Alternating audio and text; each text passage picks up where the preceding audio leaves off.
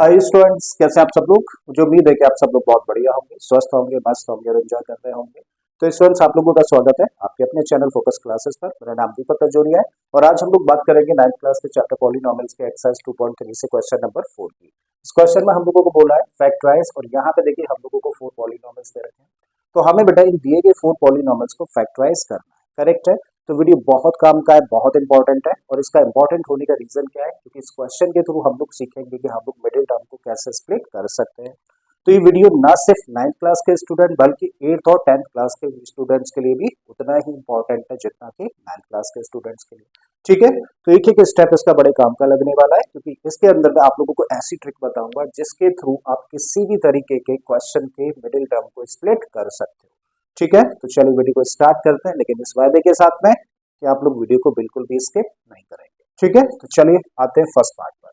तो first part में बेटा हम लोगों को जो पॉलिनॉमियल दे रखा है जिसको कि हमें फैक्टराइज करना है, वो क्या है? वो पॉलिनॉमियल है 12x² माइनस का 7x प्लस। करेक्ट है। तो देखो कभी भी जब हम लोगों को किसी पॉलिनॉमियल को फैक्टराइज करना हो और वो पॉलिनॉमियल कैसी फॉर्म में आपको दिख जाए, वो पॉलिनॉमियल देखा बेटा ax² plus bx plus c जैसी फॉर्म में। तो ऐसे केस में हम लोग क्या करते हैं, ऐसे केस में हम लोग बेटा इसको मिडिल टर्म को स्प्लिट करके फैक्टराइज करते हैं। करेक्ट है। और मिडिल टर्म को स्प्लिट कैसे किया जाता है, देखो उसकी बड़ी आसान सी ट्रिक है। आप क्या करो, जो भी polynomial ax² plus bx plus c की फॉर्म में लिखा हुआ है उस पॉलिनॉमियल को देखो, उसमें चेक करो कि x² का कोफिशिएंट क्या है। तो यहाँ पे x² का कोफिशिएंट क्या देख पा रहे हैं हम लोग 12, और कांस्टेंट टर्म क्या है इंक्लूडिंग साइन। तो कांस्टेंट टर्म हम लोगों ने देखा 1 है। तो हम लोग क्या करें, कोफिशिएंट ऑफ x² और कांस्टेंट टर्म का कर दें मल्टीप्लाई। तो चलिए करते हैं। कोफिशिएंट ऑफ x² कितना है, 12 है, और कांस्टेंट टर्म बेटा प्लस का 1 है। जब इनको मल्टीप्लाई करेंगे तो प्रोडक्ट कितना आया, देखो 12 इंटू 1 कितना होगा 12। अब एक बड़ा इंपॉर्टेंट पॉइंट है, जब आप लोग मल्टीप्लाई करके प्रोडक्ट फाइंड करें ना, तो एक चीज देखें कि जो प्रोडक्ट निकल के आ रहा है वो पॉजिटिव है या फिर नेगेटिव है। तो हम लोगों ने देखा कि जो प्रोडक्ट निकल कर आता है वो अपने आप में कैसा नंबर है, अपने आप में पॉजिटिव नंबर है। करेक्ट है। अब पॉजिटिव नंबर है तो हम लोग क्या करें, इसको फैक्टराइज करें फर्दर, किसको, 12 को। और जब 12 को हम लोग फैक्टराइज करेंगे तो इसके फैक्टर्स निकलेंगे 2 इंटू 2 इंटू 3। 12 को बेटा फैक्टराइज किया तो 3 फैक्टर्स हमारे सामने आए। अब हमें क्या करना है, देखो अब हम लोगों को जो करना है बड़ा इंपॉर्टेंट पॉइंट है। अब हमें, क्योंकि देखो प्रोडक्ट कैसा है, पॉजिटिव है। जब प्रोडक्ट पॉजिटिव होता है तो बेटा इन फैक्टर्स के हम लोग 2 हिस्से करते हैं, सच दैट का मतलब कंडीशन के साथ में। जब इनके 2 हिस्से करें तो दोनों हिस्सों को, प्रोडक्ट पॉजिटिव है तो प्लस करना है, और अगर प्रोडक्ट नेगेटिव होता तो 2 हिस्से करने के बाद एक हिस्से में से दूसरे हिस्से को माइनस करते। ठीक है। तो लेकिन इस केस में तो क्या है, प्रोडक्ट पॉजिटिव है, तो हमें 2 पार्ट्स करने हैं इन फैक्टर्स के, सच दैट कि दोनों को प्लस करके क्या आए, यहाँ पे जो मिडिल टर्म है ना उसके अंदर हम लोगों ने देखा x, तो x के साथ लिखा हुआ नंबर, इस साइन को इग्नोर करना, इससे अभी हम लोगों को कोई भी लेना देना नहीं है। करेक्ट है। तो x के साथ में जो लिखा हुआ नंबर है वो क्या है, 7। करेक्ट है। तो बेटा इनके 2 पार्ट्स करें, यानी कि 2 फैक्टर्स बनाए। तो देखो पहला बना क्या, 2 इंटू 2 का मतलब 4, और दूसरा क्या पार्ट है, 3। और जब दोनों को प्लस करेंगे तो क्या आ जाएगा, 7 आ जाएगा ना। ठीक है।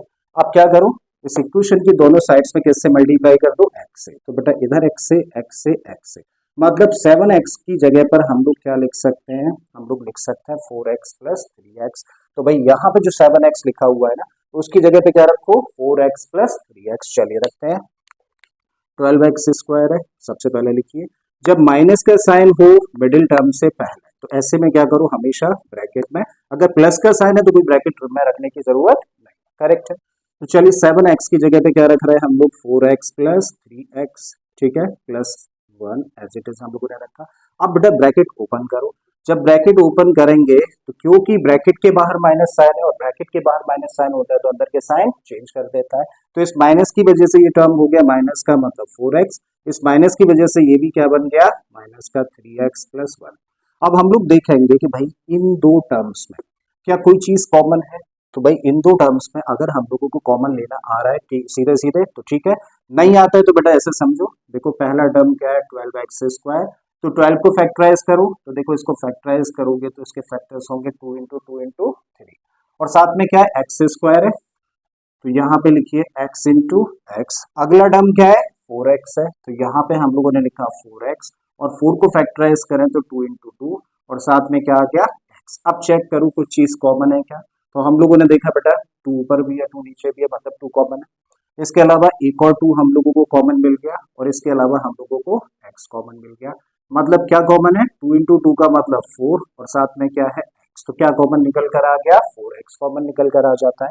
तो भाई इन दो टर्म्स में 4x हम लोगों ने कॉमन लिया, और जब इस टर्म में से 4x बाहर चला गया, तो जब इस टर्म में से 4x बाहर चला गया तो अंदर क्या बचा, अंदर बचता है 3x। ठीक है, तो रखिए भाई यहाँ पर 3x, माइनस का साइन है लगा दीजिए। 4x में से 4x बाहर चला गया, मतलब ये भी गया ये भी गया ये भी गया, तो क्या बचा, कुछ नहीं। और कुछ नहीं का मतलब क्या होता है, एक फैक्टर 1 तो होता ही है ना हमेशा, करेक्ट है। तो क्या बचा यहाँ पे बेटा, यहाँ पे बचता है। अब आओ इन दो टर्म्स पर, तो बेटा इन दो टर्म्स में कोई चीज कॉमन है क्या, आप कहेंगे कुछ भी कॉमन नहीं है। जब कुछ भी कॉमन ना हो तो क्या 1 तो हमेशा कॉमन होता है, करेक्ट है। तो हम लोगों ने बेटा 1 कॉमन ले लिया, और क्योंकि अब ब्रैकेट के बाहर ये माइनस साइन लगा हुआ था, तो अब जब ब्रैकेट हम लोग लगाएंगे तो अंदर के साइन चेंज हो जाने हैं। तो इसका मतलब जो 3x नेगेटिव था वो कैसा हो जाएगा, पॉजिटिव, और प्लस का जो 1 है इस माइनस साइन की वजह से माइनस का 1 बन जाएगा। अब देखिए बेटा इन दो टर्म्स की बात कर रहे हैं हम लोग। अब इन दो टर्म्स में जब हम लोग देखें तो क्या कोई चीज कॉमन है, तो आप कहेंगे यस, ये ब्रैकेट यानी कि 3x माइनस 1 यहाँ भी है, और इस टर्म में भी है 3x माइनस 1। तो क्या कॉमन है दोनों जगह पर, दोनों जगह पर कॉमन है 3x माइनस 1। जब इस टर्म में से 3x माइनस 1 हम लोगों ने बाहर लिख दिया, तो इस टर्म में बचेगा क्या, इस टर्म में बचेगा 4x, माइनस का साइन अलग रखो। अब 3x माइनस 1 बेटा हम लोगों ने बाहर ले लिया कॉमन, तो यहाँ पे क्या बचता है, यहाँ पे बचता है बेटा 1। और इस तरीके से हम लोगों ने इस पॉलिनॉमियल को फैक्टराइज कर दिया, इसके मिडिल टर्म को स्प्लिट करके। आई थिंक थोड़ा थोड़ा समझ आ गया होगा, काफी बच्चों को तो पूरा समझ आ गया होगा, बट जिनको थोड़ा थोड़ा समझ आया अभी एक और क्वेश्चन लेंगे और ज्यादा क्लैरिटी आ जानी है। ठीक है, तो चलिए उसके लिए बेटा नेक्स्ट पार्ट पर हम लोग आते हैं। अब अगला पॉलिनॉमियल जिसको कि हम लोगों को फैक्टराइज करना है वो है 2x square plus 7x plus 3। तो इस पॉलिनॉमियल को हम लोगों को फैक्टराइज करना है, और जब हम लोगों को इसको फैक्टराइज करना है तो उसकी फॉर्म देखें कैसी फॉर्म है। ये बेटा है ax square plus bx plus c जैसी फॉर्म का। और कोई भी पॉलिनॉमियल जिसको कि फैक्टराइज करना है, अगर उसकी form ax square plus bx plus c जैसी हो, तो इसको फैक्टराइज करने के लिए सबसे आसान तरीका होता है कि इसके मिडिल टर्म को स्प्लिट करें। और जब मिडिल टर्म को स्प्लिट करना है तो अभी भी आप लोगों को ट्रिक बताई, आसान ट्रिक क्या थी भाई, हम लोग क्या देखें, एक्स स्क्वायर का कोफिशिएंट, तो यहाँ पे एक्स स्क्वायर का कोफिशिएंट क्या है 2, और देखें साथ में कांस्टेंट टर्म कितना है 3। तो कोफिशिएंट ऑफ एक्स स्क्वायर और कांस्टेंट टर्म का हम लोग करें मल्टीप्लाई, तो चलिए करते हैं। तो 2 एक्स स्क्वायर का कोफिशिएंट है, कांस्टेंट टर्म है 3, दोनों को मल्टीप्लाई करोगे तो प्रोडक्ट कितना आया 6 निकल कर आ जाता है। अब आपको चेक करना है कि जो प्रोडक्ट निकल कर आया है वो पॉजिटिव है या फिर नेगेटिव है। तो भाई 2 भी पॉजिटिव 3 भी पॉजिटिव, तो प्रोडक्ट कैसा होगा पॉजिटिव। तो 6 जो निकल कर आ रहा है प्रोडक्ट वो अपने आप में कैसा नंबर है, पॉजिटिव नंबर है। अब बेटे 6 को करो फैक्टराइज, तो इस 6 के फैक्टर्स होते हैं 2 इंटू 3। हमें क्या करना है, हम लोगों को इन फैक्टर्स को दो हिस्सों में डिवाइड करना है।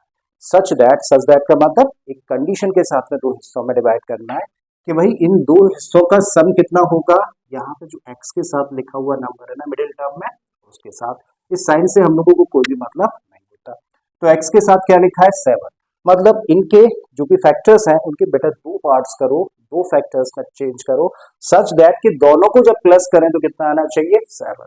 तो अभी हम लोग देख पा रहे हैं कि यहाँ पे दो फैक्टर्स मिल रहे हैं 2 और 3, क्या दोनों को प्लस कर देंगे तो 7 आएगा, तो आपका जवाब होगा नहीं आएगा। तो हम लोग थोड़ा सा और थोड़ा दिमाग लगाएं। हम लोग जानते हैं कि हर एक नंबर का एक फैक्टर बेटा 1 भी तो होता है, करेक्ट है भाई। किसी भी नंबर को फैक्टराइज करें तो 1 हर एक नंबर का फैक्टर होता है, वो हम लोगों ने लिख दिया। अब हम लोग देख रहे हैं कि भाई दो पार्ट्स करने इन फैक्टर्स के, तो एक पार्ट तो क्या बन गया 2 इंटू 3 का मतलब 6, और दूसरा पार्ट क्या रह गया 1, और दोनों को प्लस करेंगे तो क्या मिल जाएगा 7 आ जाएगा। अब x से मल्टीप्लाई कर दो, तो 6x प्लस 1x का मतलब x इक्वल टू कितना हुआ 7x। तो चाहे तो हम लोग 7x की जगह पे क्या रख सकते हैं, इसकी जगह पे रख सकते हैं 6x प्लस x। चलिए रख दीजिए। तो भाई सबसे पहले तो क्या लिखा हुआ है 2x स्क्वायर, तो हम लोगों ने लिखा 2x स्क्वायर, और प्लस का साइन है तो बेटा इन्हें ब्रैकेट में रखने की जरूरत नहीं है, लेकिन यही साइन अगर प्लस की बजाय माइनस में होता तो हमेशा बेटा इनको ब्रैकेट में रखते हैं। ठीक है, तो 7x की जगह पे अब हम लोग क्या रख रहे हैं, इसकी मिडिल टर्म को स्प्लिट करके 6x प्लस x प्लस का 3 एज इट इज हम लोगों ने रखा। अब हम लोग देख रहे हैं कि इन दो टर्म्स में क्या कोई चीज कॉमन है। अब डायरेक्टली आइडेंटिफाई कर पा रहे हो तो ले लो, नहीं तो तरीका मैंने आप लोगों को बताया। क्या लिखा है 2x², तो 2x² को फैक्टराइज करोगे तो देखो इसको ऐसे लिख सकते हो। अगला टर्म क्या है 6x है, तो बेटा 6x को लिख सकते हो 2 इंटू 3 इंटू एक्स। क्या कॉमन है, देखो 2 कॉमन है और क्या कॉमन है x, मतलब क्या कॉमन निकल कर आ गया 2x कॉमन निकल कर आ गया। तो आपने बेटा इन दो टर्म्स में से 2x कॉमन लिया। जब बेटा इस टर्म में से 2x बाहर गया, इस टर्म में से 2x बाहर चला गया तो बचा क्या, बचा बेटा सिर्फ x, प्लस का साइन रखो। 6x में से 2x तो बाहर निकल गया कॉमन लेने में, तो भाई 6x में से 2x बाहर चला गया तो क्या बचा 3 बचा। तो ये दूसरा तरीका है, आसान तरीका है कॉमन लेने सीखने के लिए। अब x+3 है, इन दोनों में क्या कोई चीज कॉमन है, तो आप कहेंगे कुछ भी कॉमन नहीं है। और जब कुछ भी कॉमन नहीं होता तो 1 तो हमेशा कॉमन होता है, मतलब इन दोनों टर्म्स में से क्या कॉमन लिया जा सकता है 1। तो बेटा x में से 1 गया तो क्या रहा x, ठीक है 1 कॉमन आता है तो अंदर के नंबर्स को ऐसे ही लिख देते हैं और प्लस का 3। अगेन हम लोग देखें तो कितने टर्म्स हैं, देखो अब एक टर्म तो ये है और एक टर्म ये है, इन दो टर्म्स में कोई चीज कॉमन है तो आप कहेंगे x+3 यहाँ भी है, x+3 यहाँ भी है। तो ये पूरा का पूरा जो ब्रैकेट है ना दोनों जगह पर है, मतलब x+3 बेटा कॉमन लिया। और जब इस टर्म में से x+3 बाहर गया कॉमन लेने में तो बचा क्या, यहाँ पे बचा 2x, प्लस का साइन रखो। इस टर्म में से x+3 तो बाहर निकल गया तो बचा क्या 1। और इस तरीके से आंसर हो गया, यानी कि दूसरे पॉलिनोमियल को भी हम लोगों ने फैक्टराइज कर दिया। ठीक है, तीसरे पार्ट पर आते हैं। अब थर्ड पार्ट में जो पॉलिनोमियल हम लोगों को दे रखा है वो है 6x² प्लस का 5x माइनस का 6। करेक्ट है। अगेन देखें तो कैसी फॉर्म है, ax² plus bx plus c जैसी फॉर्म है। और जब ऐसी फॉर्म है और फैक्टराइज करना है तो सबसे आसान तरीका मिडिल टर्म को स्प्लिट करना है। और मिडिल टर्म को स्प्लिट करना है तो बेटा क्या समझाया, कोफिशिएंट ऑफ x² और कांस्टेंट टर्म इंक्लूडिंग साइन। देखो साइन हम लोग लेके चल रहे हैं, दोनों का क्या करना है मल्टीप्लाई। तो बेटा कोफिशिएंट ऑफ x² यहाँ पे क्या है 6 है और कांस्टेंट टर्म क्या है माइनस का 6। जब दोनों को मल्टीप्लाई करेंगे, एक पॉजिटिव और एक नेगेटिव है, तो प्रोडक्ट कैसा होगा नेगेटिव होगा। और 6 इंटू 6 का मतलब 36। तो जरा बताओ जो प्रोडक्ट हम लोगों का निकल कर आ रहा है वो पॉजिटिव नंबर है कि नेगेटिव नंबर है, तो इस बार बेटा नेगेटिव नंबर है प्रोडक्ट। अब क्या करना है, ये माइंड में रखिएगा कि प्रोडक्ट कैसा है नेगेटिव है। आपको अब क्या करना है बेटा 36 को करिए फैक्टराइज। तो जब इसको फैक्टराइज करोगे तो इसको लिख सकते हो 2 इंटू 2 इंटू 3 इंटू 3। तो हम लोगों ने फैक्टराइज कर दिया। 1 भी हमेशा होता है, करेक्ट है, चाहे तो लिख सकते हैं। और अगर हो रहा है इजीली बिना 1 लिखे तो फिर ऐसा भी किया जा सकता है। तो 2 इंटू 2 इंटू 3 इंटू 3 बेटा 36 को फैक्टराइज कर दिया। अब हमें क्या करना है, इन फैक्टर्स के दो हिस्से करने हैं सच दैट कैसा प्रोडक्ट है नेगेटिव है। तो एक फैक्टर में से दूसरे को माइनस करके क्या आना चाहिए, यहाँ x के साथ लिखा हुआ नंबर इस साइन से कोई भी मतलब नहीं है। तो यहाँ पे क्या लिखा हुआ है x के साथ में 5 लिखा है।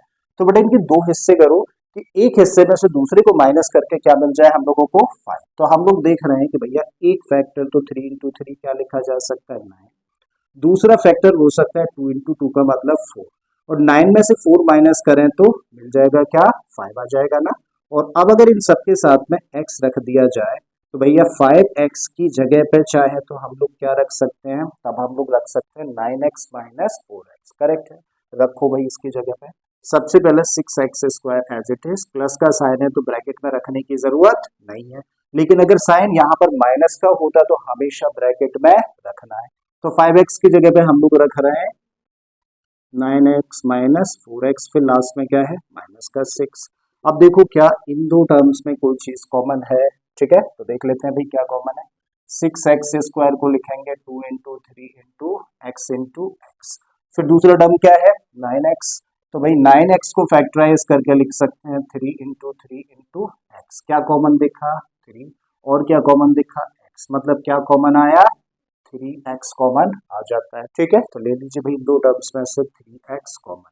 जब बेटा इस टर्म में से 3x बाहर गया, तो जब इस टर्म में से 3x बाहर गया तो अंदर क्या रहा 2x। ठीक है, तो 2x रखा, प्लस का साइन रखो। 9x में से 3x बाहर है, तो 9x में से बेटा 3x बाहर है तो अंदर क्या बचा, अंदर बचा 3। ठीक है, रख दो भाई यहाँ पे 3। अब माइनस का साइन है लगा दो। अब इन दो टर्म्स में अगर हम लोग देखें तो इन दो टर्म्स में क्या चीज कॉमन है, देखो जरा 4x लिखा है ना, तो 4x को लिख सकते हो 2 इंटू 2 इंटू एक्स। और यहाँ पे क्या है 6 है बेटा, 6 को फैक्टराइज करो तो इसको लिखोगे 2 इंटू 3। क्या चीज कॉमन दिखी आपको? 2 कॉमन दिखा, करेक्ट है। तो बेटा 2 आपने कॉमन लिया और जब इस टर्म में से 2 बाहर गया तो बेटा 4x में से 2 बाहर गया तो बचा क्या? 2x, ठीक है, रख दीजिए। अब क्योंकि ब्रैकेट के बाहर माइनस का साइन है तो बेटा अंदर के साइन चेंज हो जाएंगे, मतलब ये माइनस किस में चेंज हो जाना है? प्लस में चेंज हो जाना है। और इस टर्म यानी कि 6 में से जब 2 बाहर चला गया तो बचा क्या? 3 बचा, करेक्ट है भाई। तो यहाँ पे 3। वैसे भी जब हम लोग मिडिल टर्म को स्प्लिट करते हैं ना तो यहाँ पे जो 2 ब्रैकेट्स बचते हैं उनके अंदर बेटा सेम नंबर्स मिलते हैं हम लोगों को। अगर कभी डिफरेंट मिले तो समझ जाना कि आप कुछ गलत कर रहे हैं, ठीक है। तो सेम ब्रैकेट्स बनकर आते हैं। अब देखो कितने टर्म्स हैं? 2 टर्म्स हैं। और क्या इन 2 टर्म्स में कोई चीज कॉमन है? तो आप कहेंगे यस, 2x प्लस 3 इस टर्म में भी है और इस टर्म के अंदर भी 2x प्लस 3 है, तो ये चीज कॉमन हम लोगों ने ली। जब ये चीज बाहर निकल आई एज कॉमन तो बची क्या? 3x, माइनस का साइन रखो। ये तो बेटा फैक्टर बाहर चला गया तो अंदर क्या बचा? माइनस का 2। और ये आंसर हो गया बेटा इस पार्ट का, यानी कि इस पॉलिनॉमियल को भी हम लोगों ने फैक्टराइज कर दिया। तो अगला पॉलिनॉमियल है 3x स्क्वायर माइनस का x minus 4। ax square plus bx plus c जैसी फॉर्म है। अगेन मिडिल टर्म को स्प्लिट करना है और जब मिडिल टर्म को स्प्लिट करना है तो कोफिशिएंट ऑफ x स्क्वायर और कांस्टेंट टर्म का मल्टीप्लाई। एक्स स्क्वायर का कोफिशिएंट है बेटा 3, कांस्टेंट टर्म कितना है? माइनस का 4। जब दोनों को मल्टीप्लाई करोगे तो पॉजिटिव और नेगेटिव का प्रोडक्ट होगा नेगेटिव, और 3 और 4 को मल्टीप्लाई कर देंगे तो 12, मतलब इन दोनों का प्रोडक्ट हुआ माइनस का 12। जब प्रोडक्ट फाइंड करें तो आपको चेक करना है कि जो साइन है वो पॉजिटिव है या फिर नेगेटिव है। तो कैसा नंबर निकल कर आ रहा है? नेगेटिव नंबर निकल कर आ रहा है। अब बेटा इस 12 को करो फैक्टराइज तो इसको लिख सकते हो 2 इंटू 2 इंटू 3। अब इन फैक्टर्स के हम लोगों को 2 हिस्से करने हैं, लेकिन एक कंडीशन के साथ में, क्योंकि प्रोडक्ट अब कैसा है? प्रोडक्ट है नेगेटिव। तो बेटा इनके 2 हिस्से करो सच दैट कि एक हिस्से में से दूसरे को माइनस करके क्या मिले? x के साथ लिखा हुआ नंबर। अच्छा कुछ नहीं लिखा है तो बेटा क्या माना जाता है? हमेशा 1, तो हमेशा कोफिशिएंट होता है ना। इस साइन से हम लोगों को कोई भी मतलब नहीं है, करेक्ट है। तो इसका मतलब इनके 2 हिस्से करें इन फैक्टर्स के सच दैट कि एक हिस्से में से दूसरे को माइनस करके क्या लेके आना है? 1 लेकर आना है, ठीक है। तो जब इनके 2 हिस्से करें तो बेटा एक फैक्टर यानी कि एक हिस्सा हम लोगों को बना 2 इंटू 2 का मतलब 4, और दूसरा हिस्सा हम लोगों को बना 3, और 4 में से 3 माइनस कर ले तो देखो क्या मिल जाएगा? 1 मिल जाएगा, ठीक है। वेरिएबल क्या है? x, सबके साथ x लगा दो, ठीक है। तो 4x minus 3x equal to 1x, या फिर कह लो x। तो चाहो तो x की जगह पे बेटा इसको क्या लिख सकते हैं? इसको लिख सकते हैं 4x माइनस 3x, तो रख दीजिए भाई 1x की जगह पे। सबसे पहले ये वाला टर्म एज इट इज हम लोगों ने रखा 3x स्क्वायर। अब क्योंकि माइनस का साइन है तो क्या समझा है? हमेशा बेटा इसको ब्रैकेट में रखना है। फिर तो 1x की जगह पे क्या करेंगे? इसकी जगह पे लिख देंगे 4x माइनस 3x। लास्ट वाला टर्म क्या है? माइनस का 4। अब क्या करोगे? सबसे पहले माइनस का साइन लगाए, ब्रैकेट ओपन करना है, और माइनस साइन बाहर होने की वजह से अंदर के साइन चेंज होकर लिखेंगे, ठीक है। तो ये लगा 3x स्क्वायर, माइनस की वजह से ये बन गया नेगेटिव, और ये नेगेटिव है तो ये टर्म बन जाएगा पॉजिटिव। लास्ट वाला टर्म एज इट इज। जरा बताओ बेटा इन 2 टर्म्स में क्या कॉमन है? तो इन 2 टर्म्स में क्या कॉमन है? x कॉमन है। और जब इस टर्म में से x बाहर चला गया मतलब 2x है, और यहाँ पे एक x बाहर चला गया तो एक x बच जाएगा, और साथ में 3, तो 3x माइनस का साइन है रखिए। x तो बेटा बाहर चला गया तो यहाँ से क्या बचा? 4, ठीक है। अब बताओ इन 2 टर्म्स में क्या चीज कॉमन है? तो आप कहेंगे कुछ भी कॉमन नहीं है, और जब कुछ भी कॉमन नहीं होता मतलब 1 तो हमेशा होता है, तो 1 कॉमन ले लिया हम लोगों ने। जब इस टर्म में से 1 कॉमन लिया तो एज इट इज यही रहेगा, जब इस टर्म में से 1 कॉमन लिया तो एज इट इज यही बचने वाला है। अगेन देखें तो देखो 2 टर्म्स है, और इन 2 टर्म्स में कोई चीज कॉमन है तो ब्रैकेट यहाँ भी है, सेम ब्रैकेट यहाँ भी है, तो क्या कॉमन आ गया? 3x minus 4। और जब इस टर्म में से 3x माइनस 4 हम लोगों ने बाहर रख दिया तो बेटा अंदर क्या बचा? तब अंदर बचा x प्लस का साइन है रखो, ये तो चला गया बाहर तो अंदर क्या बचा? 1। और इस तरीके से आपने दिए गए पॉलिनॉमियल को कर दिया फैक्टराइज, ठीक है। तो उम्मीद है स्टूडेंट्स कि आप लोगों के क्वेश्चन अच्छे से समझ आ गया होगा, आप लोगों को समझ आ गया होगा कि मिडिल टर्म को हम लोग कैसे स्प्लिट कर सकते हैं बड़ी आसान ट्रिक के साथ में। और अगर ऐसा है कि आप लोगों को अच्छे से समझ आया तो प्लीज वीडियो को लाइक कर दें, चैनल को सब्सक्राइब कर लें अगर आपने इसको अभी तक सब्सक्राइब नहीं किया, और अगर हो सके तो इस वीडियो लेक्चर को अपने दोस्तों के साथ में शेयर कर दें वो लोग भी इस ट्रिक का बेनिफिट उठा सकें। तो चलिए फिर से मैं आप लोगों के पास आता हूँ इसी तरीके का एक और नया कॉन्सेप्ट लेकर। Till then keep learning and thank you for watching this video.